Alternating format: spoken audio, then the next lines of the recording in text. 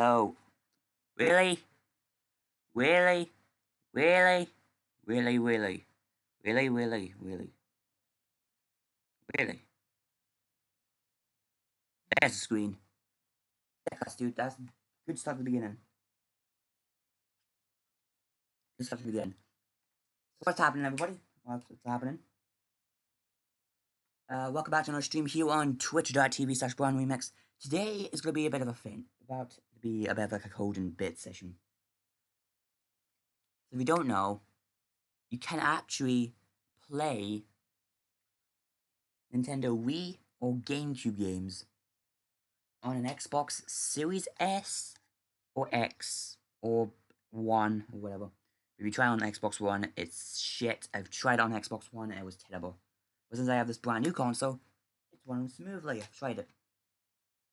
Now, before we begin, you need one thing, which is a dev mode account, which you need to pay for, by the way. So, if you want this on your Xbox, you need dev mode. So yeah. So first thing you have to do is head over to your Microsoft Store.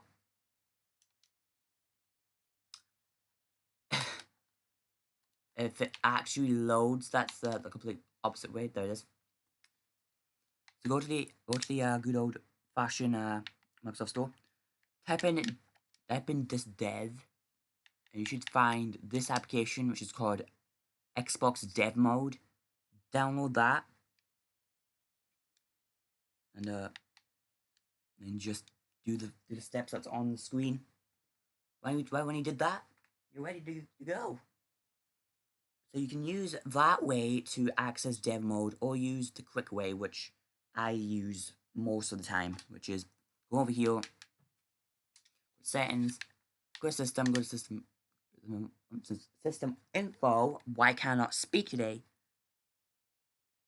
Click both of the bumpers and triggers. You should see dev mode, developer settings. That's my brain today. I think it's messed up today. And go and click on this button that says developer mode, where I cannot speak, and then click on continue. And now your Xbox will restart into dev mode. So give it a minute. By the way, I didn't have game audio, so that's good. So now just give it a minute to let it restart itself, and we should be in dev mode.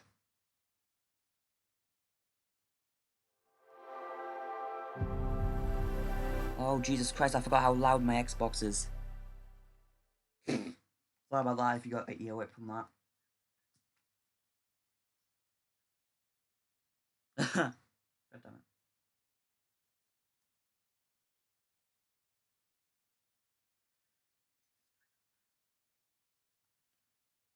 it. Now we should be loading into the dev mode options now, or dev dashboard. So this is the dashboard right here. This is where you can access all your dev crap. Now I've already messed around in this dev mode thing, so yeah. So let me look.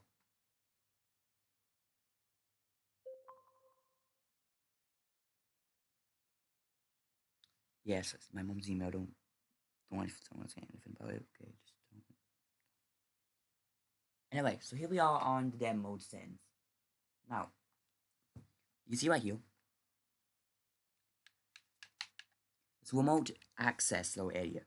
You see a little address there. You go into settings, you can do all this kind of shit. You can even set user password, so it means you don't get hacked into it, which I've done already, so I don't have to mess around with that. So let me boot up a new window, so it means we can actually access this menu. This is a big ass window.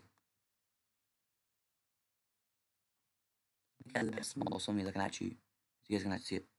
I also made a little bookmark, so it means I don't have to type in this address every single fucking time. But since dev mode thing only knows this is actually my PC, it automatically logs me in, so it means I don't have to type in the password, which is annoying, by the way.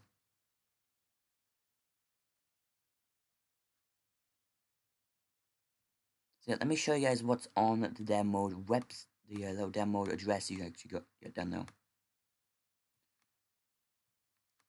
So when you type in that address, it should be on this screen right here, which is where all your shit will come up. So I've already have 2 things installed on demo mode. I have already have Witch Watch, which will be our emulators in it, and we also have Safe Exit. If you don't know what Safe Exit is, basically if you exit dev mode, it deletes all of your games and apps and shit.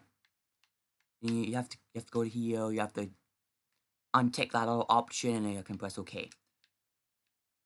What Safe Exit does is basically just does the exact same thing, but you don't have to click on that option every single time. You can just go onto this application, and it will just restart yourself, and it keeps your stuff. So I like that application. So yeah. And yeah, we have also Witch Watch, which is the emulator we're gonna be using. We'll be using a lot of them for our Wii and Wii games, and our GameCube games. We also have File Explorer. You can check all the File Explorers, or you can press on the Browse button and you can actually access it on your own computer, which I used a lot just because it's much more easier than I expected. So yeah. Now yeah, you can add Witch Watch as an application. Let me show you guys. If you don't know how to install Witch Watch, basically you just have to go to the Witch Watch website.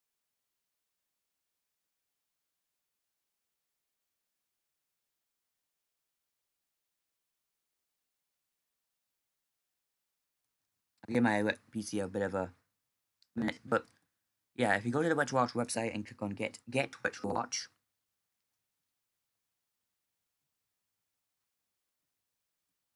then now it can go all the way back to Windows 95. I should try that out. But yeah, we can go down. I can go down. That's the thing. You can get it on Steam, which I didn't know. That means yeah. So if you go down, you should see there it is. You can see right here, Xbox Series 01. You click on this little download button. It will give you a little application file. Now, what you have to do is you have to go ahead and put that application file. You go to the add button, drag your package file into that. Click on choose file. Click on next, and then click on next, and then you just have to install it. And you should have Witch Watch on your Xbox screen. It's cool. Now, you can do this with a USB stick. You can put the ROMs that you can have onto your USB stick, or you can do the easiest way, which is just basically just putting the files into the File Explorer area, which I've done. So let's load up Witch Watch. Here we are. Your menu might be different by way. Let me begin. So right when you load up, you go to upload online. I'm gonna redo that.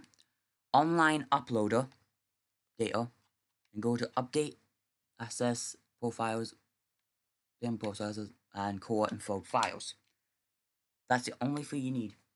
And now you'll be up to speed with everything. Now you're on the same screen as me. Now go over to load content.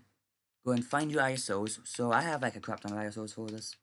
So right here we have 3 of them. We have right here Legend of Zelda Majora's Mask, which is a N64 game. We have Animal Crossing City Folk, Luigi's Mansion, and Paper Mario The Thousand Year Door. So we're going to try out City Folk, because this is a Wii game, and this is the only Wii game I actually have. Right here, if we press A, right here we have to press on to Nintendo, GameCube, and Wii, which is Dolphin, which is pretty cool. So we're going to press A. Now if it's the first time you're booting up this emulator, it will take a little while just to load up, but be patient. Now it should load up. Here we go. Okay, before you do anything else, I'm gonna close this way fast because I forgot to tell you something. Go over to settings and go to video, output, video, change this to D14, D12. That, right there. And if you don't want to keep doing that every so time, go over to config file, save new configuration, and just load up that one, which will be this one, I think.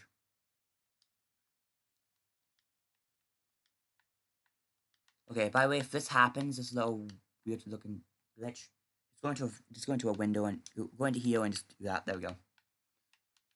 Right, whatever. Anyway, let me go ahead and start that game again. And yeah, that's you're set now.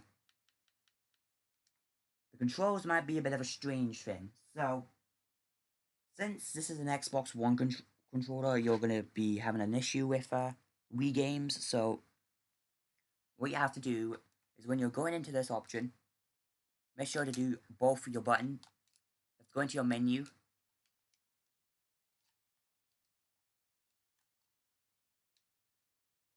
Now, you should hear some game audio if I've set this up correctly. So you can see how my controls is a bit configurely.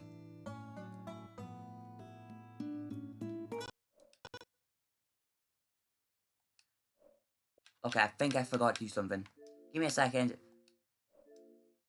So what I forgot to do is set up the button controls, which is the hotkeys basically.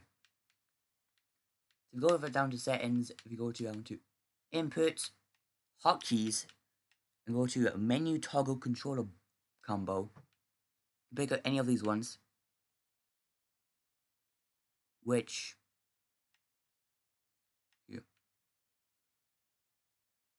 I'm going to do a hold start for 2 seconds because that one sounds the most easiest one to do. So now if we load up that game again, if I can go into the actual white area. So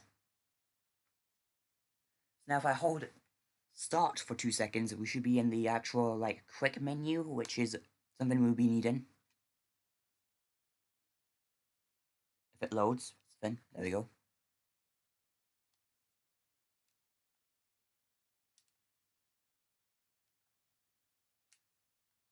Okay, for some reason it's not loading for some reason, but why are you not loading? I pressed start. There we go. So this should come up, this quick menu. Go down to controls, which is right here next to latency. In controls, click on port 1 controls, and change that to whatever you need. So if the game needs a remote and nunchuck, you click on remote and nunchuck, and this will mimic your controller as a remote and nunchuck. So now if I go ahead and load back into our game here, you see how my controls are nice and smooth now. It's not bouncing around the fucking screen apparently. If I press, so the A button is not going to be the A button on the controller. The A button is going to be the B button. So if you press the B button, it loads perfectly well. If you press the A button, it fucking does the same thing, basically. So yeah, here we go. See right here, we're playing Animal Crossing City Folk on my Xbox Series X. Yes. Look at this. Kinda sucks so you have to press B or A, but I don't know why. But anyway, I'm gonna quickly play a different one. Okay, what the fuck? Why can I... So if you press restart, you can actually restart your machine if you really wanted to. But we're gonna press close content, and it now should just restart you back into the virtual watch menu. And now, let's check out GameCube games. So let's pick a game from GameCube list, which are very short. We're gonna pick Luigi's Mansion, because Luigi's Mansion's a good game. So yeah, if we load up with the Dolphin emulator again, because it's GameCube as well. You see right here. Wait. Nintendo. There it is. And now, you can see right here. Wait. Doom, doom, doom, doom, doom, doom, doom. Sorry. Yeah, so here we go. So you can see right here, Luigi's Mansion works perfectly. Let's play a little bit of this. Oops. Keep forgetting my A button is switched with my B button. Sorry. Anyway, let me go ahead and... Yeah, there's a little bit of a lag spike there, but the rest of it should be smooth as butter. There's a little bit of a lag spike there, I don't know why, but... Yeah. You can see right here, if we wait until I get into gameplay. You can see right here, look at this. It runs smoothly. Sometimes. Sometimes it does look... Sometimes it does have that low lag spike there. But, you see right here? It runs smoothly. For some reason it does, but yeah.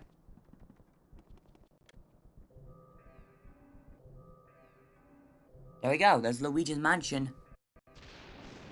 Okay, there was a lag, there's a lag a bit. Okay, you know what, whatever. It does work sometimes, but sometimes there is some lag issues, but it still works completely fine, so, yeah.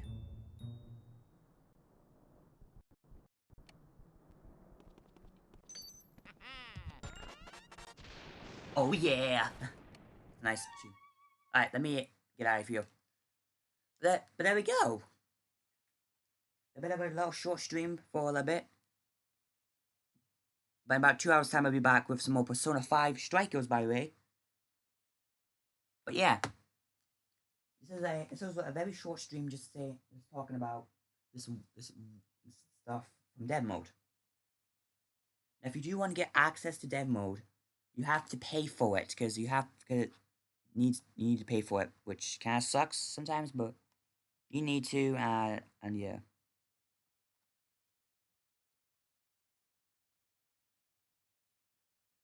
And RetroArch is on for everything.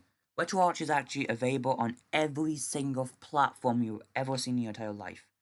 So you can get it for Windows, you can get it for Linux, you can get it for iQube, Raspberry Pi, Android, iOS, Apple TV, macOS X, Series S and Series X and Xbox Ones. You can get it for PlayStation VR or TV, PlayStation Portable, PSP, PS2, PS3 is coming soon, so stay tuned for that. PS4 is coming soon as also. Nintendo Switch, Nintendo Wii U, Wii, Gamecube, 3DS, 2DS, Steam, web browsers, and other ones. So yeah. By the way, the browser one is an actual browser. So if you go into this one, you can see right here.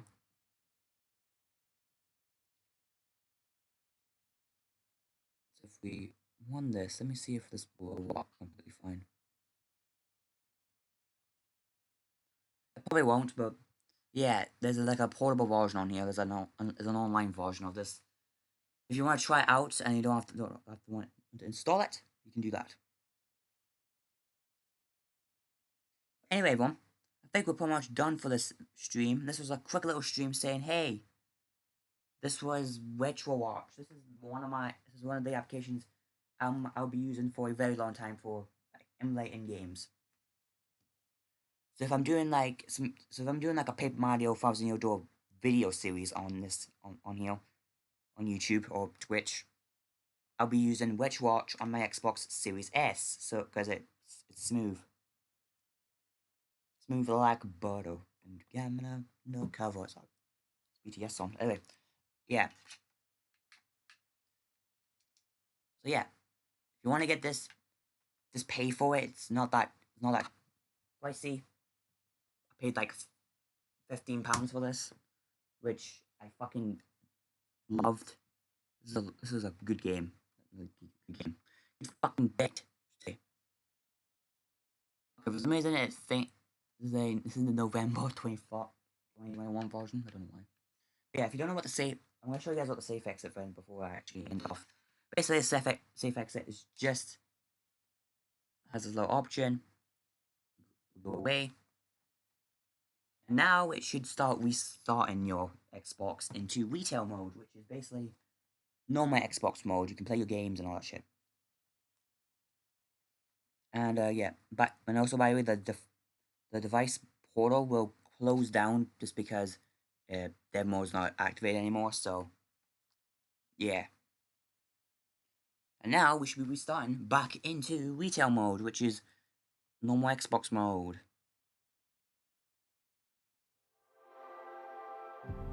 There we go. The good old Xbox Series S and X noise. It's amazing. I forgot this happens. But yeah.